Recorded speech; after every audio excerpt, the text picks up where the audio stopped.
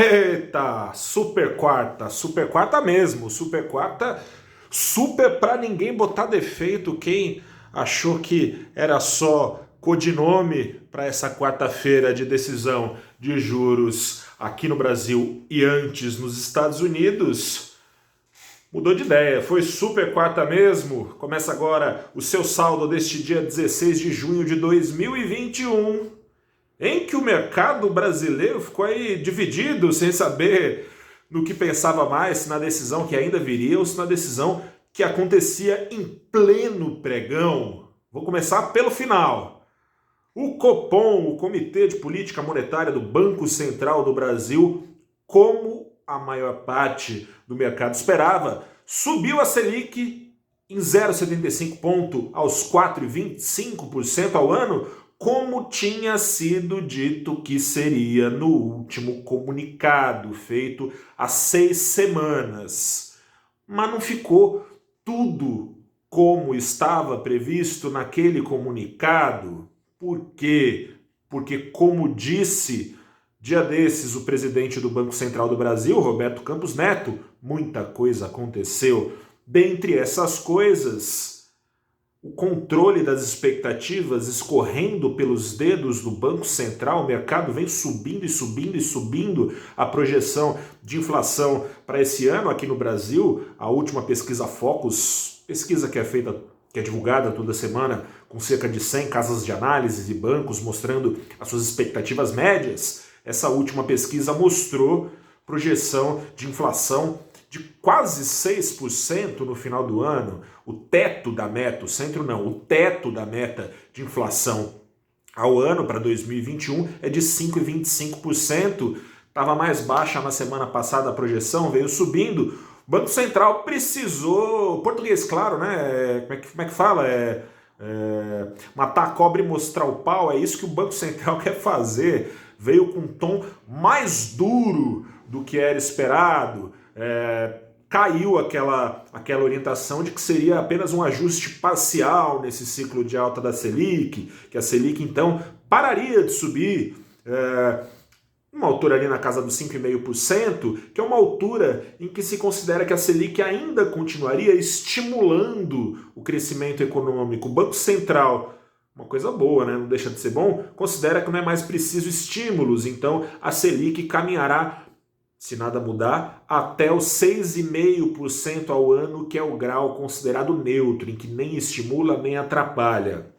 Mas o tom duro do Banco Central, apesar de ter esse bom problema, é com a inflação, que é um péssimo problema, principalmente para as famílias mais pobres, são aquelas que mais sofrem, que menos se protegem da inflação no mercado financeiro e que tem, por exemplo, na inflação dos alimentos, uma grande pancada no orçamento. O orçamento das famílias, quanto mais pobres, mais o orçamento é dominado pela alimentação. E, bom, todo mundo precisa comer, né?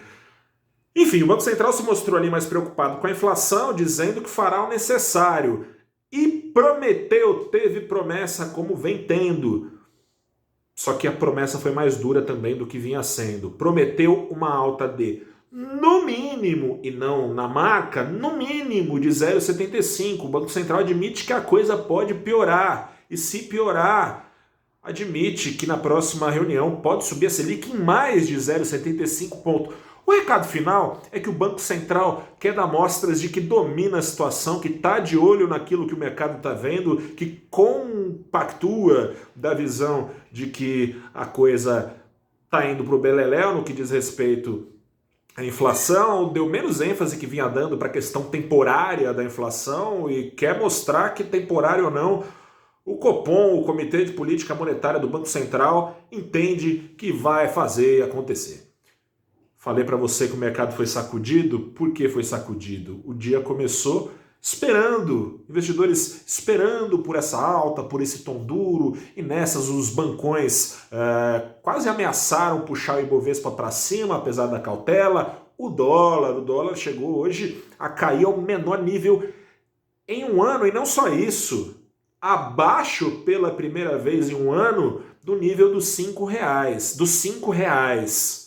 Porém, contudo, todavia, às 15 horas, às 3 da tarde, pelo horário de Brasília, saiu a decisão do Fed, sacudiu, mudou tudo. A curva de juros que estava de ponta a ponta para baixo aqui no Brasil foi para cima, o Ibovespa caiu, aumentou a queda, chegou a ser de quase 1%, fechou com uma queda de 0,7%, o dólar que caía, subia no final do dia, 0,33, ali para os R$5. Conferir aqui, 6 centavos? Isso aí, R$5,06. Mudou tudo, porque o Fed, embora no curto prazo não tenha mudado nada, mudou o longo prazo.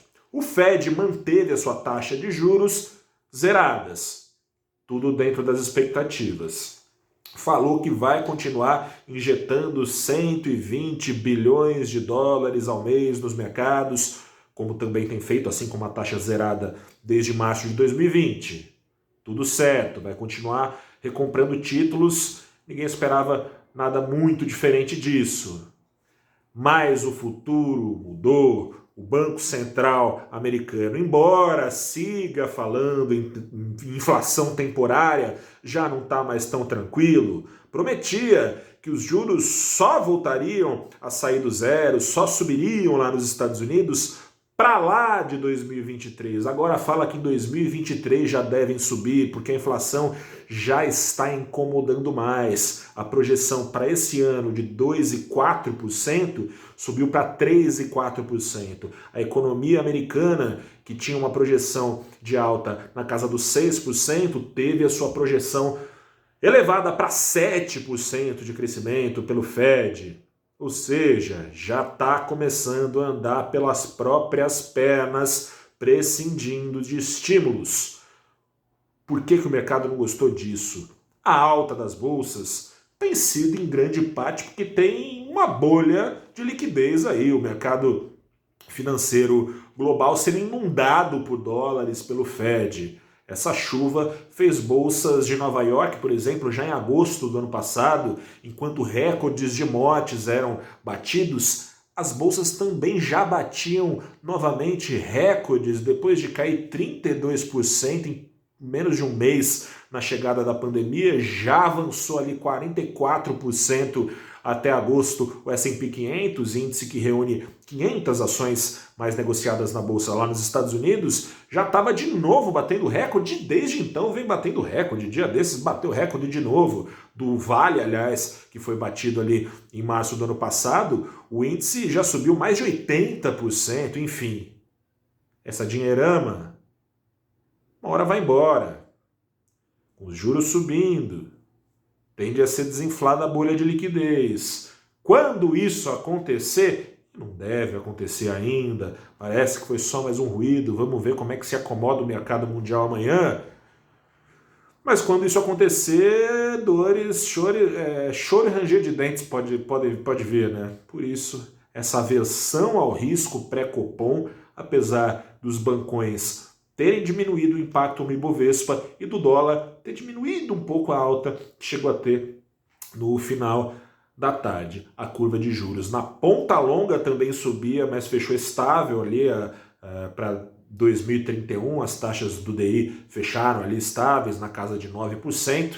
Aqui no curto prazo foram lá para casa de 7% as taxas para 2023 dos contratos de depósito interfinanceiros. Falei bastante? Como eu disse, a quarta-feira foi super.